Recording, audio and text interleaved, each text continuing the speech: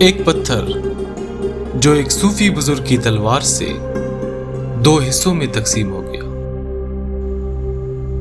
آج کی کہانی ہے کوہ سلیمان تمل لغاری میں موجود ایک پتھر کی، جسے ڈاڈا کوہ کے نام سے منسوب کیا جاتا ہے۔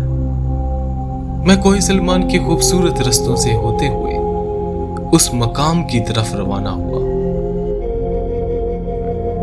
ڈاڈا کوہ، جن کا اصل نام ڈاڈا ماڑا تھا، آج سے کئی صدی پہلے وہ اس مقام پہ رہا کرتے تھے۔ اور ایک دن جب وہ ایک مال ذبح کر رہے تھے تو ایک شخص آیا۔ اس نے کہا، میں بہت بیمار ہوں، آپ میرا علاج کریں۔ تو ڈاڈا نے کہا کہ میں مال ذبح کر لوں تو آپ کا علاج کرتا ہوں۔ اس شخص نے دوبارہ وہی سوال پوچھا۔ ڈاڈا نے وہی جواب دیا کہ میں مال ذبح کر لوں، اس کے بعد آپ کا علاج کرتا ہوں۔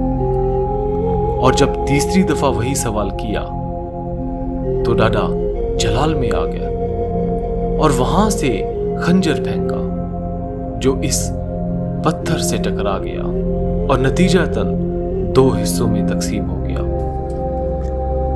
نہ کوئی اس پتھر کو یہاں سجدہ کرتا ہے اور نہ ہی دعا کرتا ہے۔ یہ تو بزرگوں کی ایک نشانی ہے جسے لوگوں نے عقیدت سے سنبھال رکھا ہے، جیسے کوئی عاشق اپنے محبوب کی دی ہوئی نشانی کو سنبھال کے رکھتا ہے۔